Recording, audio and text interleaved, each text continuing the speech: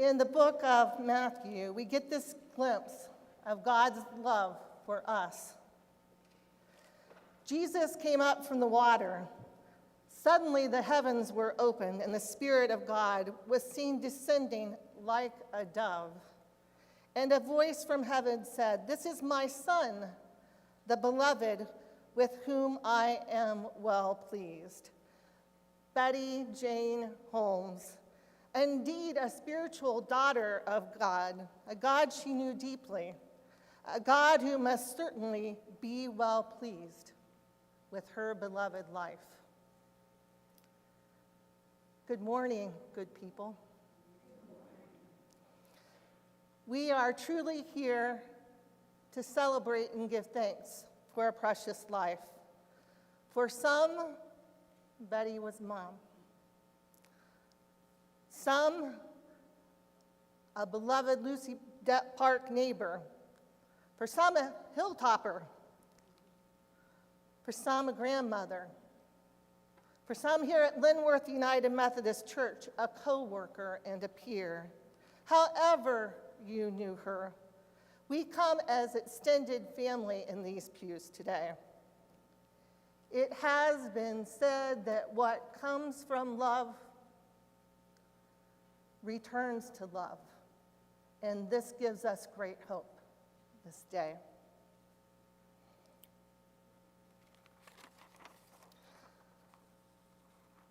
If you'll join in me in the responsive affirmation. Who shall separate us from the love of Christ? Shall tribulation or distress, or persecution, or famine, or nakedness, or peril, or sword? No, in all things we are more than conquerors through the one who loved us. We are sure that neither death or life, nor angel, nor principalities, nor things present, nor things to come, nor powers, nor height, nor depth, nor anything else in all creation will be able to separate us from the love of God in Christ Jesus our Lord. Thanks be to God. Amen. Let us join our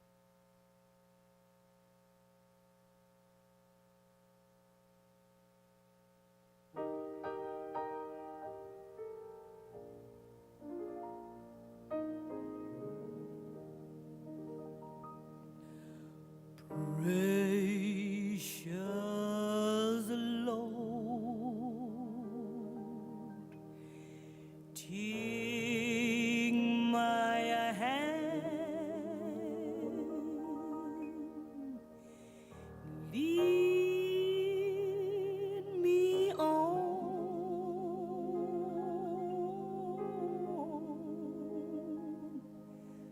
let me stand. I am tired. I am weak. I am worn through the storm,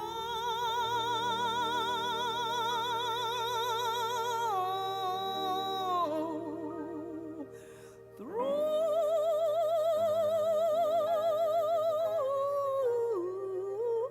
the night. Lead me on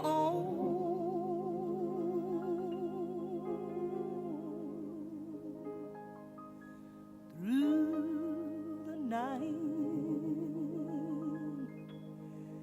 Take my hand,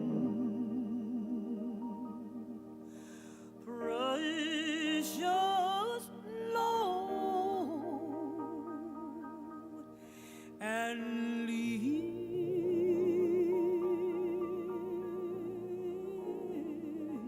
me home.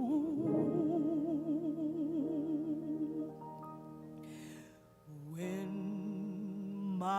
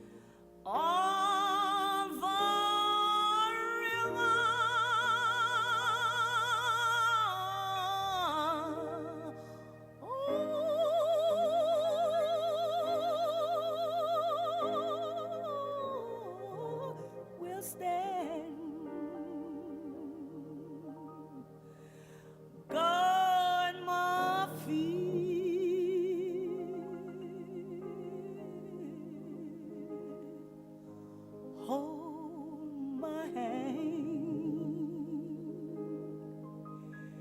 take my hand,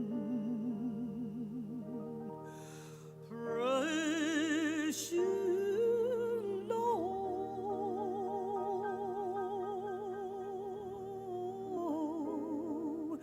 and lead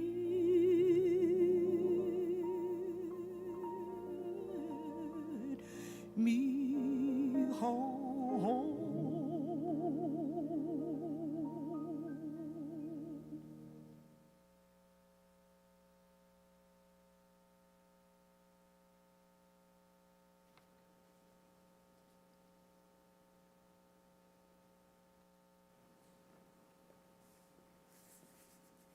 Good morning.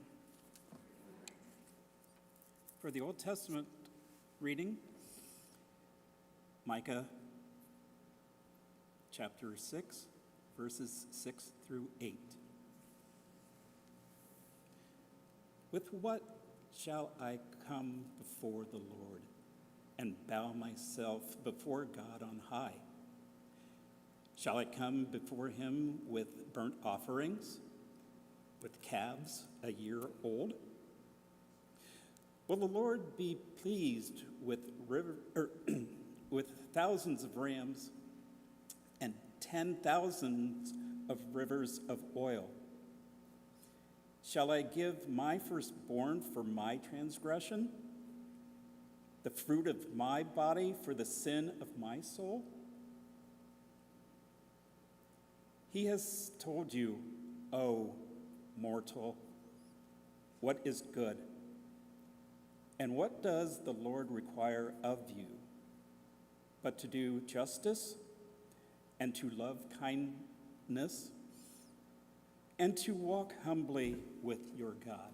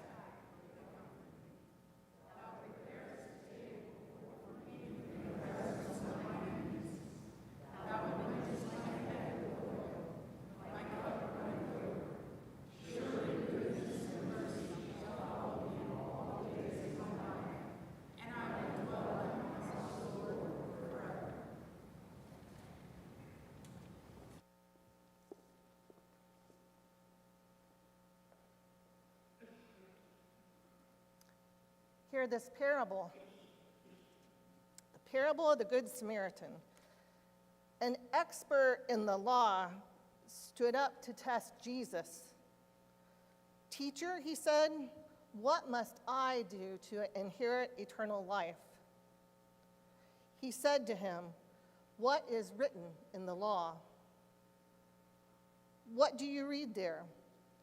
He answered, "You shall love the Lord your God with all your heart and with all your soul and with all your strength and with all your mind, and your neighbor as yourself." And he said to him, "You have given the right answer. Do this, and you will live." But wanting to vindicate himself, he asked Jesus, "And who is my neighbor?" And Jesus replied, "A man was going down from Jerusalem to Jericho and fell into the hands of robbers who stripped him. They beat him, and then they took off, leaving him half dead. Now by chance a priest was going down that road, and when he saw him, he passed by on the other side. So likewise a Levite, when he came to the place, saw him, he passed by on the other side. but a Samaritan, while traveling, came upon him. And when he saw him, he was moved with compassion. He went to him and bandaged his wounds, treating them with oil and with wine. Then he put him on his own animal, brought him to an inn, and took care of him. The next day he took out 2 denarii and gave them to the innkeeper and said, "Take care of him, and when I come back, I will repay you whatever more you spend." Which of these 3 do you think was a neighbor to the man who fell into the hands of the robbers? He said, "The one who showed mercy." Mercy. Jesus said to him, "Go and do likewise." May the words of my mouth and the meditation of our hearts together be acceptable in thy sight, O Lord, my strength and Redeemer. Family, one of you said to me, "My mom was a true Good Samaritan." In a commentary narrative on that text we just heard, it was called "On Justice in the Good Samaritan," it was written, "A loving spirit concretely lived in unselfish good deeds to humanity. That's a Christ follower." That was Jane Holmes in the flesh. In this beauty of a parable, Jesus taught with brevity yet simplicity 2 forms of walking with Jesus, or a companiendo. First, there can be support provided personally and directly to the person. Secondly, support indirectly by donating one's own property to those who have the time and the skills to tend to those in need or to change policies in lieu of hands-on work. Reverend Dr. Andre Sims, in his article, "The Good Samaritan as a Roadmap Toward Racial Justice," wrote, "The story of the Good Samaritan is a parable that resonates with me as we continue to struggle with things like racial tensions. The lead-in to the parable was a question from an expert in the law, and who is my neighbor? This is after he had first given Jesus his interpretation of the Levitical law, that we must love God with all our heart and soul and strength and mind, then also love our neighbors. We have to do this in order to inherit eternal life, we are instructed. But this question comes up all the time today. It's not easy work.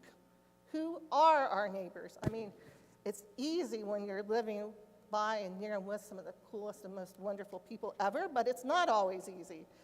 So what does it mean to be a loving neighbor? For the rabbi and the Levite in the parable, they chose to look the other way. They didn't want to get involved. Sometimes the most well-intentioned people do this, especially around issues related to justice and to make it the truest, the deepest kinds of changes that are needed. We choose to look the other way at the times when we need to love our neighbors the most. We choose to look the other way perhaps because it's political. We choose to look the other way because we might not be liked by everybody. Jesus never promised followers to always be comforted. Instead, he calls us into relationship with one another, into relationship with people, in our sameness and in our differentness. Jesus calls us to celebrate with those who are joyful and with those who weep and those who mourn. While I was sitting, present with you the last several weeks, I heard a story of you might coming home from school not too far from here, sitting at the dinner table. Terry, you recalled this story, and I know you will share more. Mike was sharing that one of his classmates, a Lucy Depp Park neighbor, was called to the front of the class at school, and the teacher proceeded to point out to the whole class her negroid features the whole class needed to know. You described your parents lovingly, but in a very focused way, working together. Your dad immediately wrote a petition addressing the unacceptability of this kind of behavior for signatures by neighbors in both Lucy Depp Park and adjacent Shawnee Hills. Mom was the consummate Good Samaritan. Even at a time with racial tensions, she was able to appeal to basic human decency. She was able to get 3/4 of the folks that she went to sign this petition. Not everybody has the skills to be able to do that. Tara, you said you witnessed her kind of human decency blended with diplomacy as she went door to door with this gifted approach.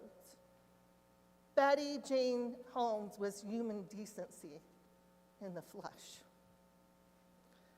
When I was in my 20s, I had this very unusual job called with the Interfaith Hospitality Network. And in Columbus, there were about 150 diverse faith communities, about 15,000 faithful volunteers, providing emergency housing for 700 plus homeless families a year in congregational buildings. Pretty wild idea. Linworth United Methodist was one of these congregations. We delivered people and all that was going on in their lives related to homelessness right to the doorstep of what certainly must have been a previous parsonage, I believe, at the old Linworth building, but you had transformed it to do other things. I am forever grateful.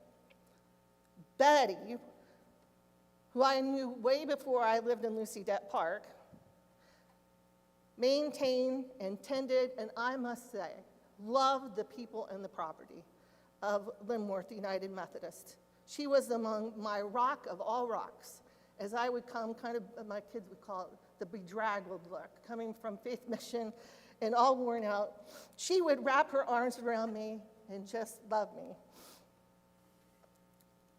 What I remember about Betty was her distinct preparation as she got that house ready with the dear folks from Linworth United Methodist and tended to it and cared for it. It was like she was waiting for Christ in the flesh.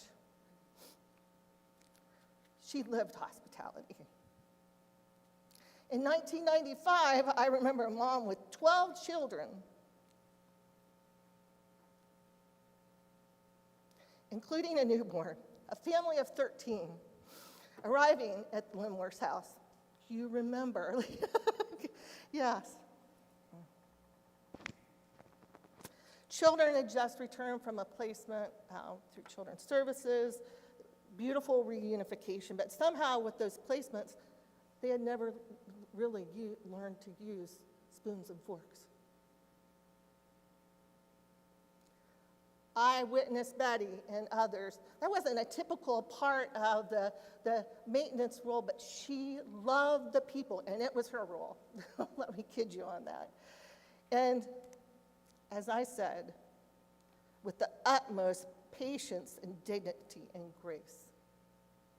She not only gave food, she taught people how to eat. Betty she truly was hospitality in the flesh, for she knew she just may be tending those angels unaware. She understood that she may be looking Christ in the eye. That reflection. So, I knew Betty before we even became neighbors in Lucy Depp Park. And she made something very clear about the importance of differences and sameness and honoring this and the beauty of it. And it was the line behind her house where Lucy Depp Park was and where Shawnee Hills was.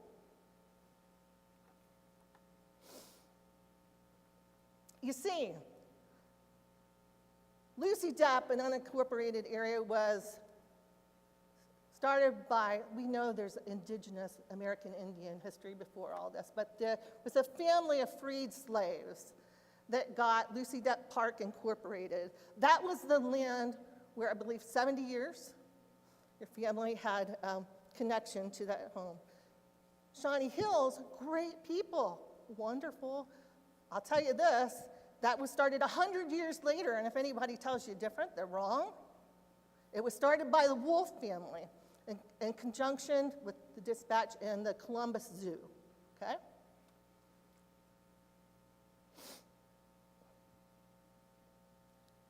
She drew a line, and she wanted you to know it. You can love the people as Jesus did, and you can still draw a line. One of the Lucy Depp Park matriarchs during the civil rights era of Lucy Depp Park. So 1835, freed slaves settle around that time. Much later on, there was this era during the civil rights movement where there was a woman, a matriarch, lighter-skinned, who was known for fooling the Delaware County commissioners, Calligood, to get it incorporated as a subdivision. You see, if Lucy Depp Park became a legal subdivision, this was a subversive act because it was an act of racial preservation. It could be maintained as a black neighborhood, and then it was marketed to black churches, primarily in Columbus. This was very important work. Calligood was something. As I understand it, she would wear the white gloves around Lucy Depp Park. and she would make sure that things were all cleaned up. And although I'm not going to remember every detail of the interaction with your mom, I do know that, as I understand it, that Betty was pregnant, she was working hard, and Calligood had another way she wanted something done.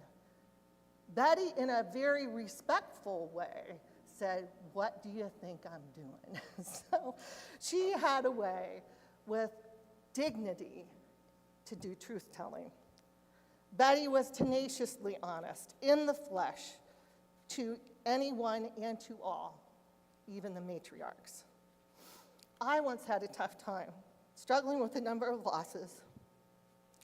I was walking by our neighbor's home and went to the door, and we both cried. Betty simply wept with me.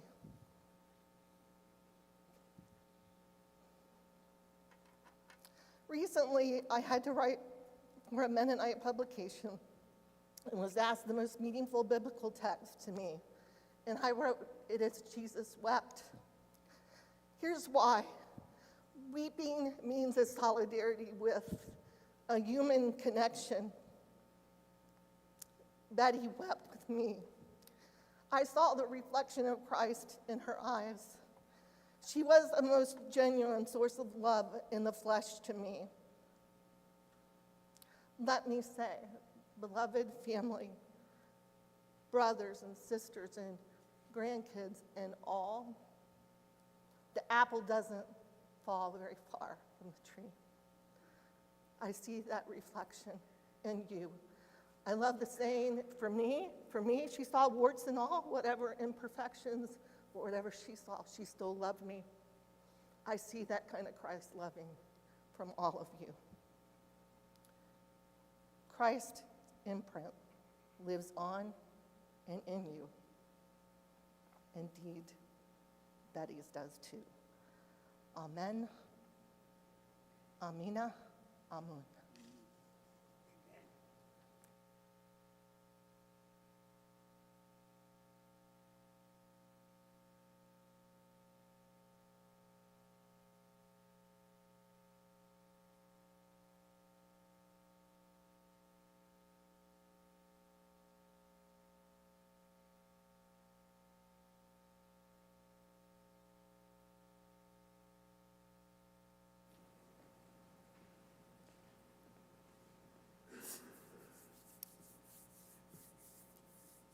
Pastor Stetler already got the ball rolling and talking about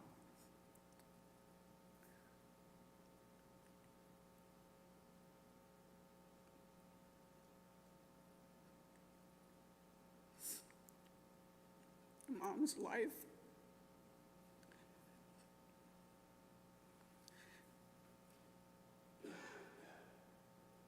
And how that was a living witness to the text that we've heard today.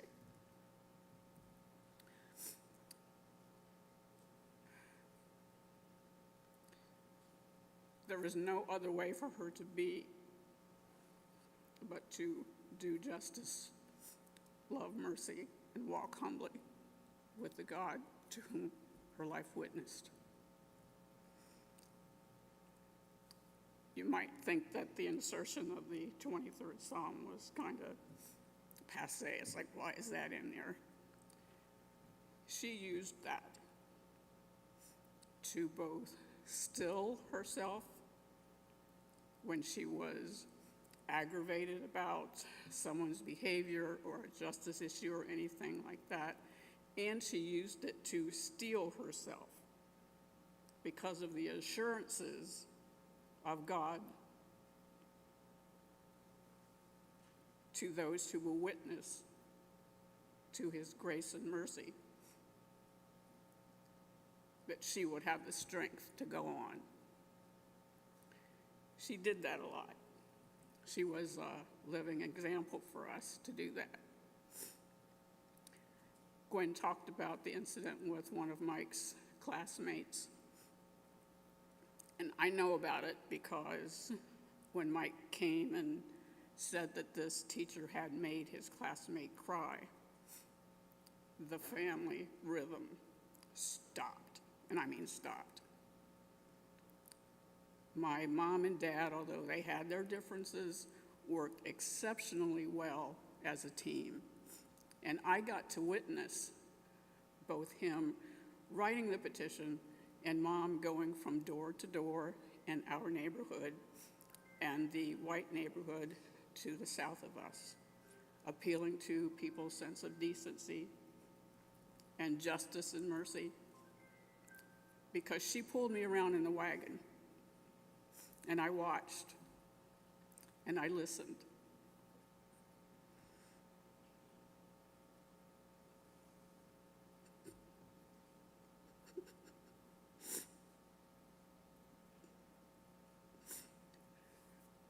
Can't think of a better example.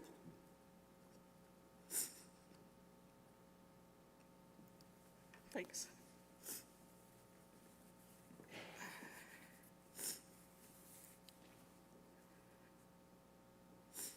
With the Good Samaritan, I can imagine the lawyer with an attitude thinking he could put his spirit against the Great Spirit and being slapped down and being taught a lesson about neighborhood. That question would never have come up with my mom. It's like, what do you mean, who's my neighbor? Isn't everybody?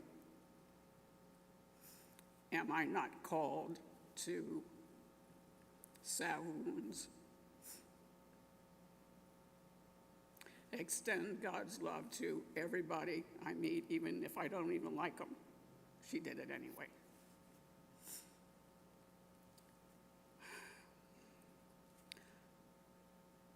I am humbled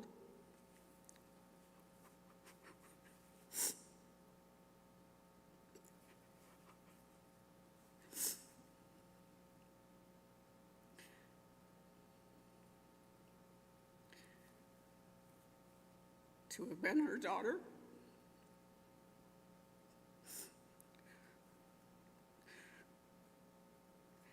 and I'm humbled by the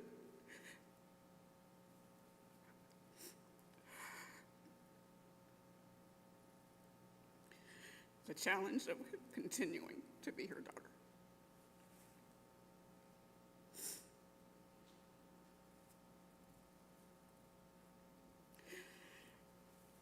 She was a blessing.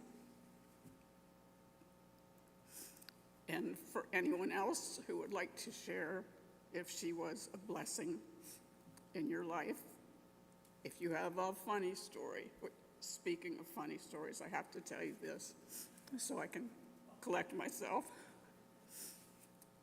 The last 2 days of her life, she struggled to clear the secretions out of the back of her throat.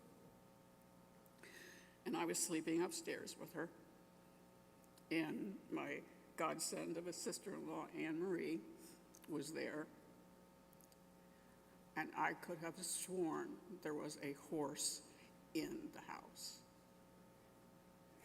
She made this startling whinnying sound, and she did it twice. I was hoping that it brought her relief, but I turned around and Anne saw me, and I had my hands in my face. She got up and came to comfort me, and I said, "I'm not crying, I'm laughing, because I can't get the Mr. Ed theme out of my head." So I say that because, yes, this is a tearful occasion, but it's a joyous one, and I'm sure that we each have both sides of Betty Jane Holmes to testify to. So please, if you have anything to say that you'd like to add, have at it. You're welcome to go up higher. I'm happy to bring this to you.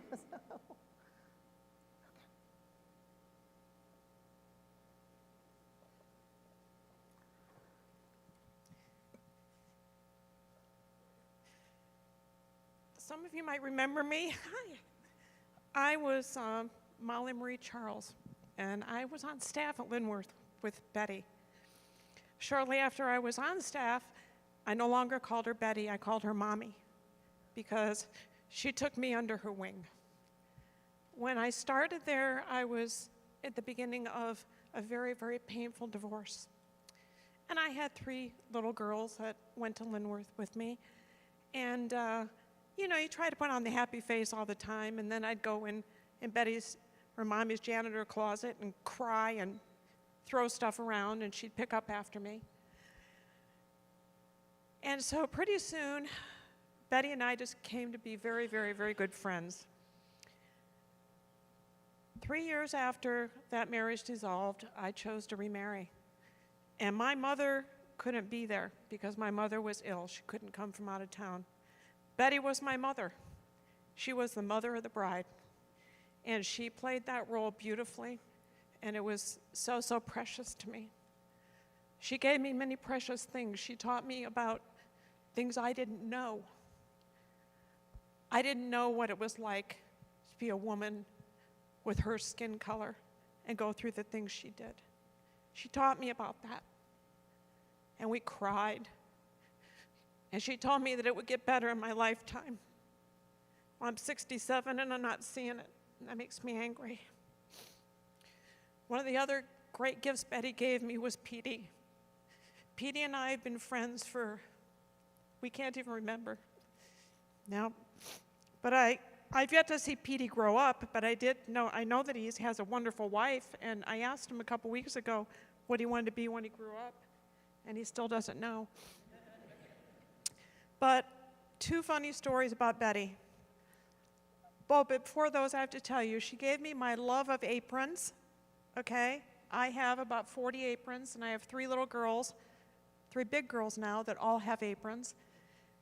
She gave me my inheritance early. I don't know how long ago that was, Terry, but she gave me all the milk glass. Remember that? She told me that that was my inheritance. She wanted me to have it before she died. I think she just got on to collecting Heisey or something else and wanted that milk glass out of the house. But one day, I go to work, and at Linworth, they had decided that we needed beepers so that if they needed us, they could beep us and find us. God bless Betty. She went to the bathroom one day, dropped her pants, and into the commode went the beeper. So the next day when I came to work, I gave her a bobber to put on her beeper. And she kept that on her bulletin board the entire time she was there. So she's very, very dear soul. I will remember Mommy forever. Thank you.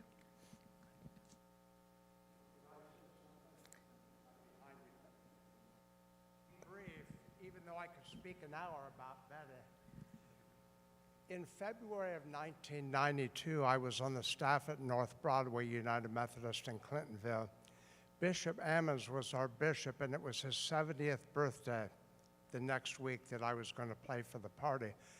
I met his daughter, who was getting a degree in opera, a doctorate at the University of Michigan, and they tried to find a church that we could practice for this party coming the next week, and they set it up, Linworth Methodist. And this wonderful lady met us at the front door and showed us where the piano was in the sanctuary, and she was just so kind. About 3 months later, the organist position became open at Linworth, and I was the assistant organist at North Broadway.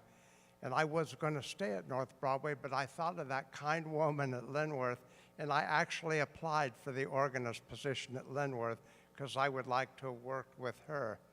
And so when I was hired and introduced to the staff in June, Betty said, "Well, you look familiar to me. Weren't you the person that I let in about 4 months ago?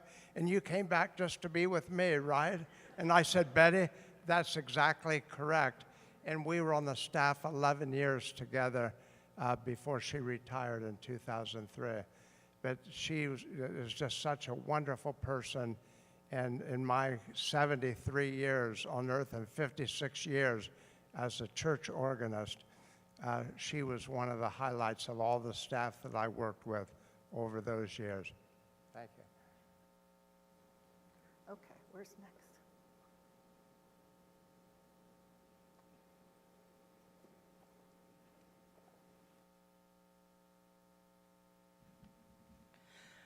My name's Denny Devine.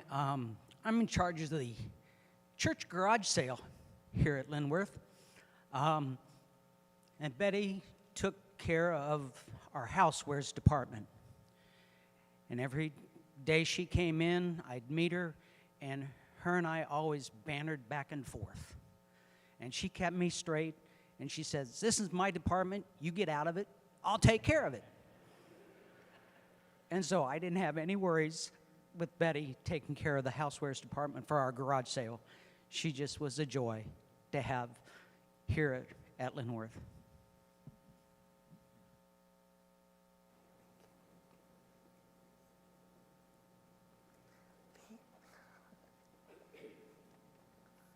There we go. My name is Sue Kuhn Melvin, and Betty and Terry and Don and I worked at the old church on Linworth Road, and we worked hard, but we always found time to tell a story, make each other laugh, play jokes on each other.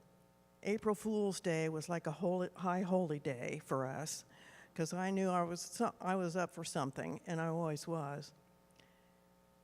But I think that Betty would want me to tell this story. It's not necessarily about her, but one that we laughed about for years. The old church there had a carillon that played every day at noon, and it could be turned on by a switch in the sanctuary. Many mornings, Dawn would go early and do some of the work before Betty and Terry would get there. Now, the thing of it was that my parents lived right across the street from the church. My dad was a policeman. My mother should have been. They knew everything that was going on in the neighborhood. So one morning at dawn, I'm picturing this misty meadow. Dawn accidentally switched the carillon on at about 5 o'clock in the morning. It woke my mother up. She went flying out the door across the front lawn of the church. Don could see her coming, and he thought he was seeing a ghost. So we just, after that, then we named Dawn Ding Dong Dawn. So anyway, I just miss Betty so much. She was always had something of wisdom and spiritually intense words to say. She'll be greatly missed. Thank you, Betty. You need also some voices on this side. Okay, cool.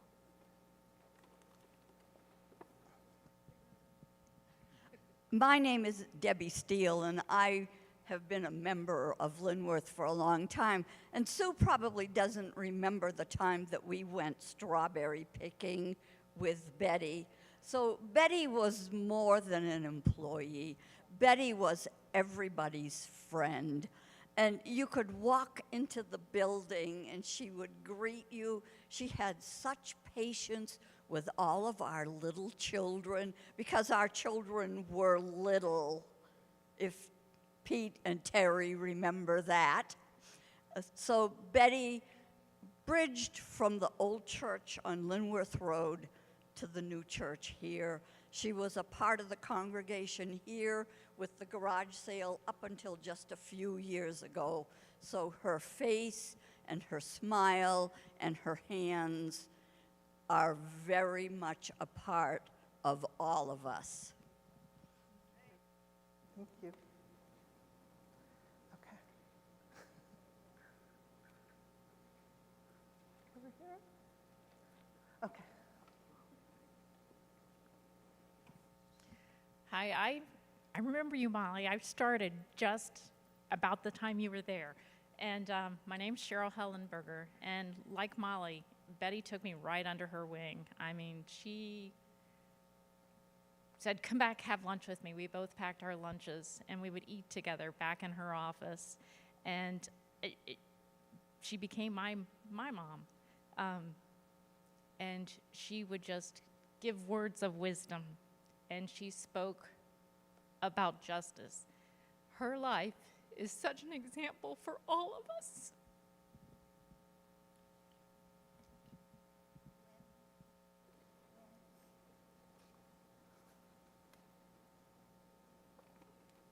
Hi, I'm Susan Berg, and I also worked with Betty. We didn't just work together, we lived together, and she taught me so much. Going through the slides, one that stuck out was Betty, and she had all 4 little kids dressed up to go to town. I think the 3 boys were wearing fedoras. Do you remember that? Grief is strange. I've lost my mom, 4 sisters, but I can hear Betty's voice. I can hear her laughter. And when I saw that picture, I could imagine what Betty was saying to her children. She had them dressed up to go to town, and she was saying, now y'all don't act the fool and make me proud. And Betty's words resonate in my head. You mentioned the 13 children that came to the hospitality network with one mom. They had one mom and 2 social workers assigned to them. Betty and I somehow got the bath assignment.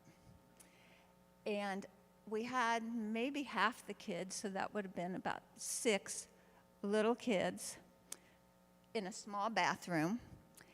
And Betty was experienced. She raised 4 kids. I knew about boys. Seems like they were mostly boys. I don't remember the girls. But we had an assembly line, which didn't work. And as fast as we'd get a kid clean, jump out, run down the hall, butt naked, soaking wet. And Betty and I finally just gave up and sat on the floor and laughed. And tried to grab the kids and hug them with a towel, but we weren't always successful. And I hope I continue to hear Betty's voice resonating in my head, and most of all, her laughter. Betty didn't give me advice, she gave me books, and she gave me some good ones.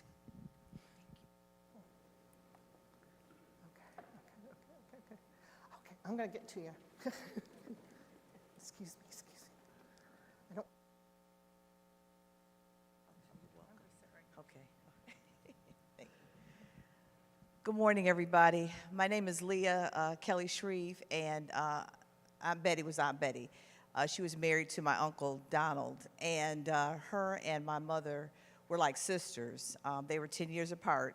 And so I remember growing up hearing all the stories about Aunt Betty and Uncle Donald, and how Uncle Donald would tease everybody and upset them so that they wouldn't eat their food, so that he could eat all of it. And Aunt Betty would try to discourage him from doing that, but to no avail. But what I remember most about Aunt Betty was her fabulous cooking and her words of advice. I didn't see her or talk to her often. I live in Detroit, but would come down for the holidays. And then she and Terry came to Michigan a time to visit. And we just had so much fun. Her love of cooking, her love for family, and always had a kind word to share with me, and told me a lot about our family history. So she'll be missed. She was loved. And I just love hearing all the wonderful stories, that people have about Aunt Betty. So thank you.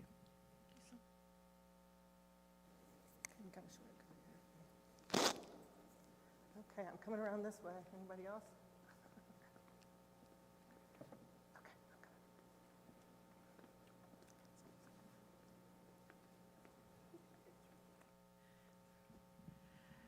Hi, I'm Leandra, one of the granddaughters, one of Daryle's daughters. And I wrote something down because I thought it would be easier to not cry that way. I don't know. As I was holding Grandma's hand in the last days, I was overwhelmed with gratitude. What a legacy she has left in my heart. Thank you, Grandma, for the plentiful hugs, smiles, hospitality, generosity, and of course, for nurturing us in body and soul through your food, which you also mentioned. Thank you for thinking of me so often with gifts. You had a profound influence on my taste and interests, especially my love for antique treasure hunting. Thank you for coming to special events like plays and art shows. You always encouraged us to cultivate and use our different talents with confidence and pride in our craftsmanship. Thank you for setting an example of how and when to speak your mind and stand up proud. An example of how femininity looks like fire and like flowers. Thank you for making me take a cutting of one of your houseplants a few weeks before you moved on. I haven't killed it yet.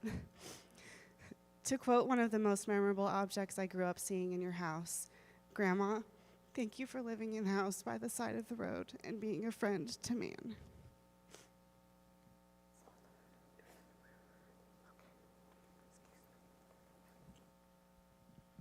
Hello, my name is Josh. I am the husband of Lindsay, who's Betty's granddaughter. And it can be very nerve-wracking going to the in-laws or the to-be in-laws for the first time. And you never know what's going to happen, don't know if they're going to like you. And I show up, and she's just Grandma. And I think that's a testament to who she was, for sure, that my story is nowhere close to unique.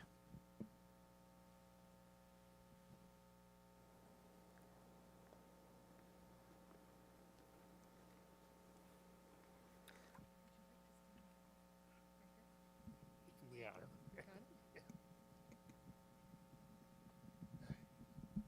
I'm Mike, and I thank all of you for being here this morning. It's really important to our family.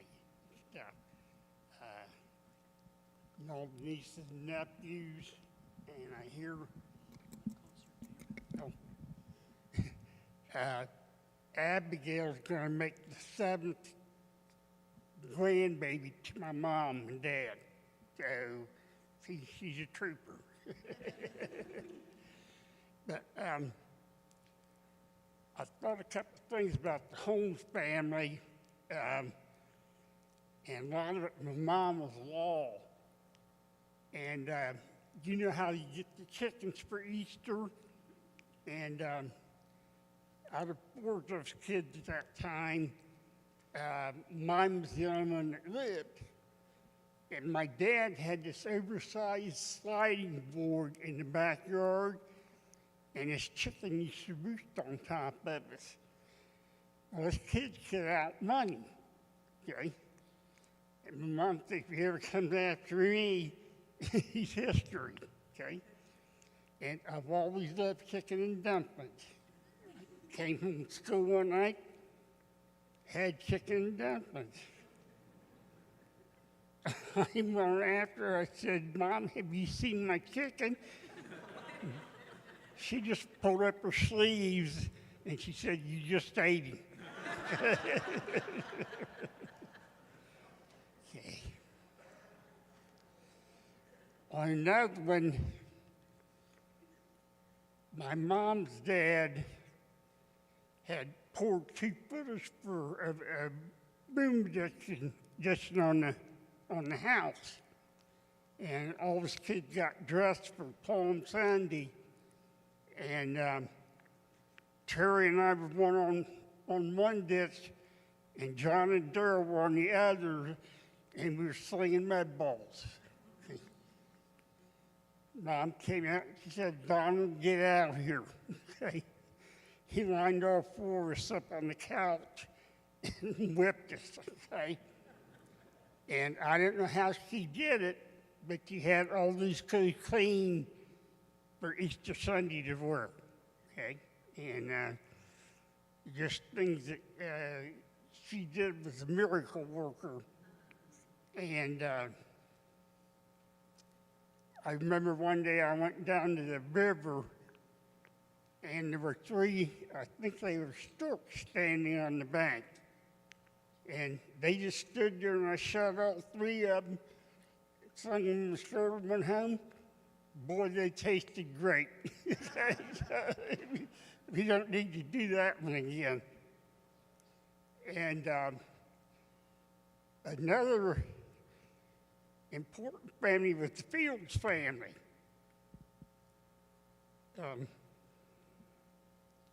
Yeah. There was Chester, he was the youngest one. And there's a White Castle down on near Dodgington High. He's out there standing on the sidewalk minding his own business, and somebody shot him in the head from above. He lived, okay? He's probably the greatest mechanic I've ever met, because the guy who taught him was blind, okay? He had a brother named, oldest brother was David, and he was the place kicker for Dublin High School. And he could put on the kickoff the ball to the other end zone any other time that he wanted to. And he was something else. But the middle child was named Marlon, and we called him Bo for short, and he had a real bad speech impediment. And he'd say, start everything with a T. And he'd call the farmer, he said, Tomo. Okay. So one day I was down at the river fishing, and I just made dough ball, and he said, give me toe ball. I said, no. He went to grab it, I threw it in the river. He took my bicycle, threw it in the river. So I had to get my dad to come down and get my bicycle out of the river. Okay? You all right? Okay. Another time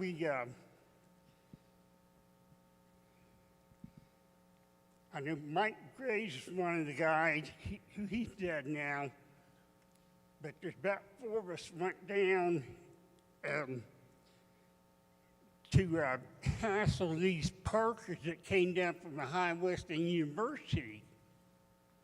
And we picked the Volkswagen up and turned it around, and this guy was laying on the horn, and we took off running. Well, we dragged a tree across the driveway. Bo tripped on that. He said, I've been taught. We go running back. That fool wasn't shot. He just tripped over the tree. But I better shut up now because I'm running out of steam. Thank you.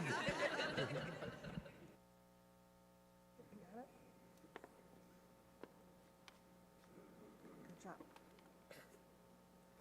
Yeah, okay. Thank you for sharing from your heart and your soul.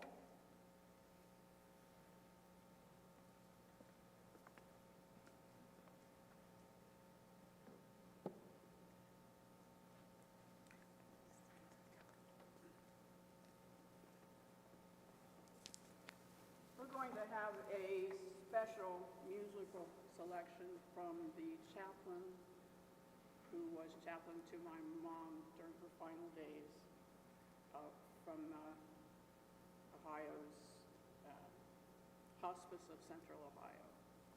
He made a visit to us. Mom heard him at the door. She hadn't been able to stand up for quite a while, but she stood up and embraced this complete stranger in her house with open arms, and we sang Amazing Grace together. So I asked Chaplain Lee if he would grace us with another rendition.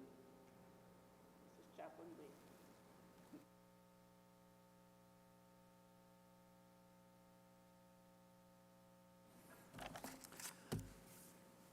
My name is Seong Lee.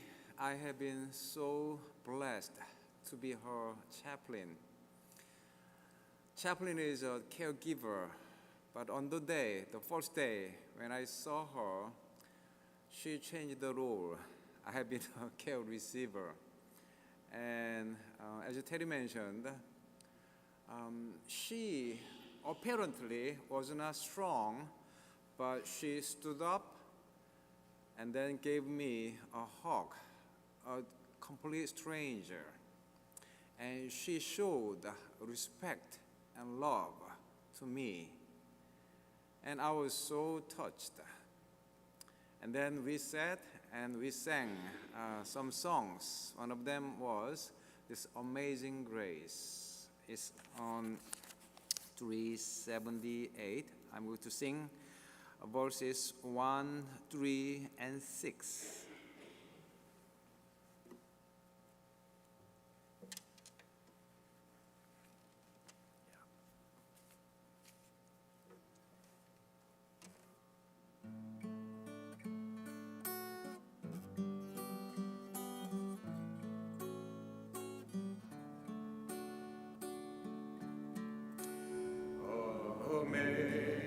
Amazing grace, how sweet the sound that saved a wretch like me.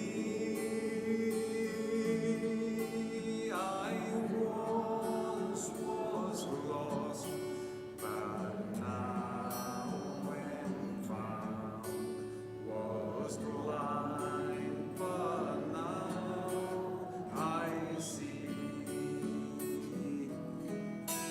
Through many dangers, toils, and snares, I have already come.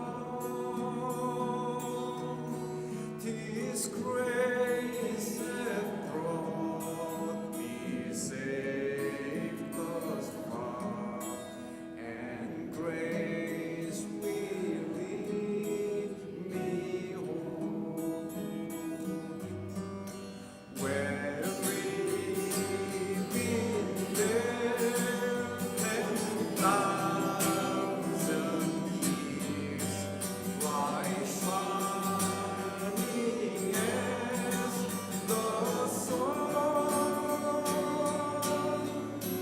with no less days to sing God's praise. When we first begun.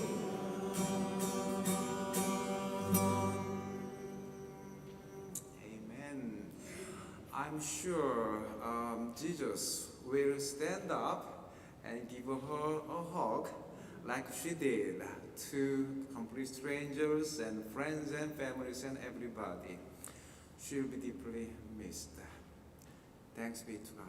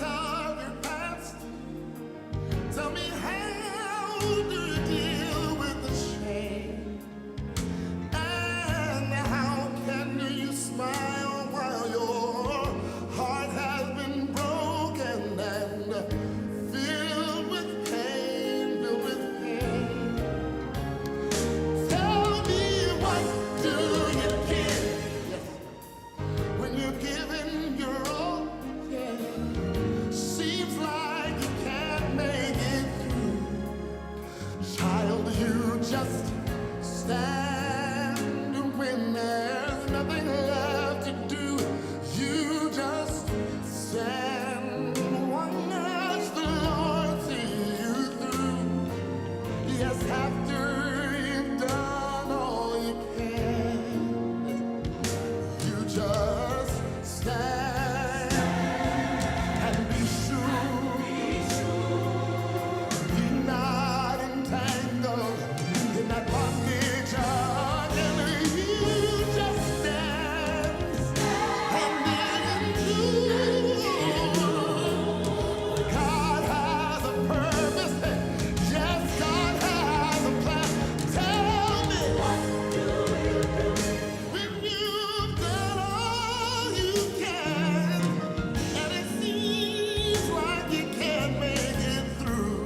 Child, you just stand. You just stand. Stand. Don't you dare give up through the storm. Stand through the rain, through the hurt, yeah, through the pain. Don't you bow and don't you bend. Don't give up. No, don't give in. Hold on. Hey, just be strong.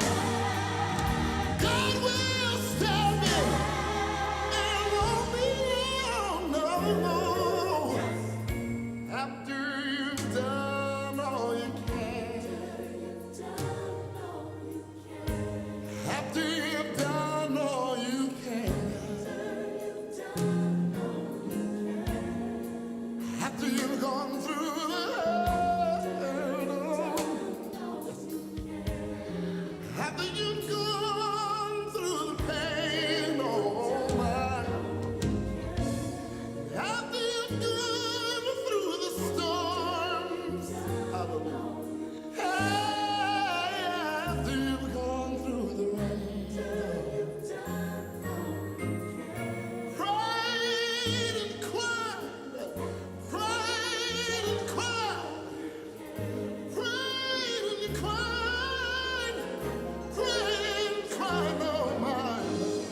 After you've done all you can, you just stand.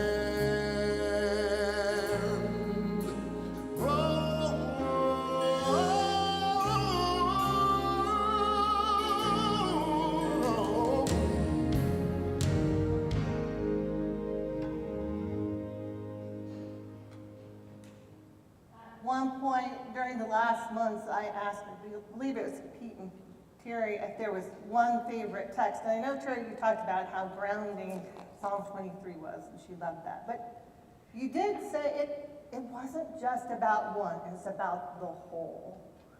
So my prayer for us here today is that as we leave this place, that each story, each spoken word, that you go with that in your hearts and minds. And remember the real message of the need this day, in this time and place, for true and real love to be made in the flesh. Do not fear, for I have redeemed you, and you, and you, and you. When you pass through the waters, I will be with you, and through the rivers they shall not overwhelm you. When you walk through the fire, you shall not be burned, and the flame shall not consume you. For I am the Lord your God, your Savior. You are precious in my sight and honored, and I love you.